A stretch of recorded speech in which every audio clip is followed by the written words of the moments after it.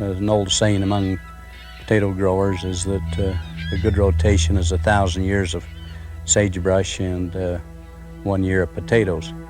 And whereas that's not possible, obviously, then we do next best, and that is spend the time and the number of years we need to prepare that ground so that when we do plant a potato crop, which is very expensive to grow, we know then that we've given it every chance to succeed and have a premium quality potato. We recognize that there's a brotherhood of sorts among growers of potatoes. On the other hand, we also recognize the fact that we're in total competition one with another, and that those people who buy our products examine virtually every potato storage and try to select the premium quality potatoes. In the potato industry, people are willing to pay for a premium potato, but a poor quality potato is really unmarketable. So it's a very serious consideration that we take the time to prepare for that potato crop.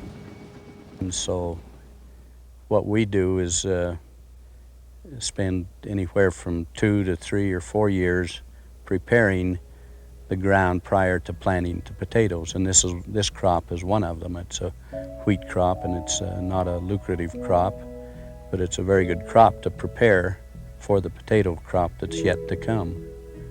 All the preparations we can make almost daily we do in order to assure quality, and we have to work hard at it. Otherwise we have a product that no one wants to buy. One of the things that we've learned over the years, and I'm not young anymore, is the fact that Mother Nature is terribly unforgiving, and if we violate her rules, then she's very severe. And those who try to cheat her and ask for leniency are the ones who ultimately fail. Some years she may give us a little break, but if you count on it, you're a fool.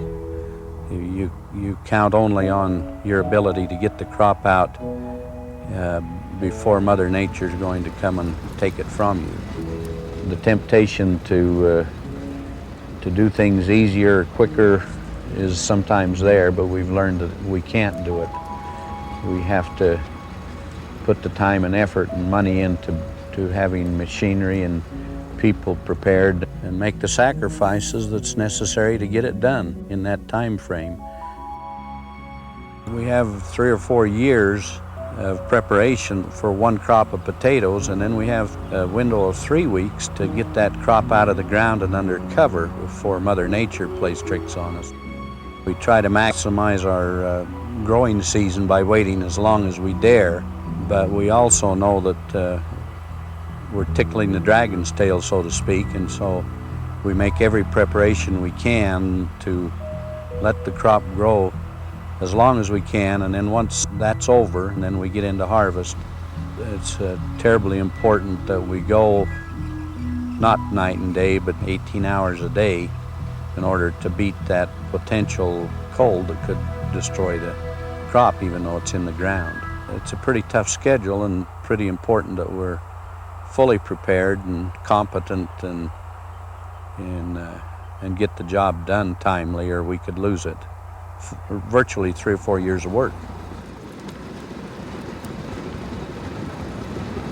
In this business, we've learned some lessons, and some of them in a hard way, that we can't take shortcuts or try to cheat as it relates to a harvest time.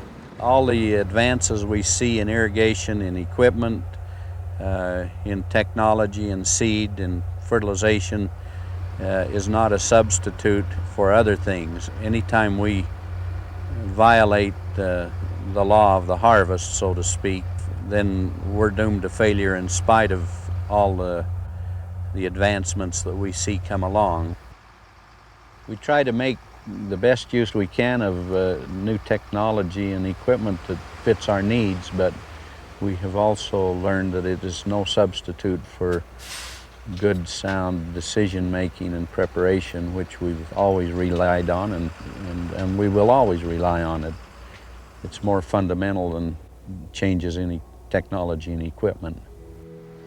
I sense sometimes that there's a growing mentality in this country and maybe in the world that great things are going to be accomplished through advancements in technology and communications and computers to the point that the human element is not important. And I think nothing could be further from the truth, that we succeed only to the point that we develop the ability to change with changing times, to be prepared, to resist the temptation to make shortcuts in our own preparation and knowledge.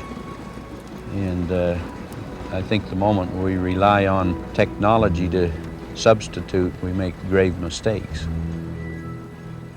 By the very nature of farming, we have no roof over our head. We take whatever Mother Nature gives to us. We can't store good weather. We have to use it when it's good. We can't control the elements. We like the life. We think it builds character in people.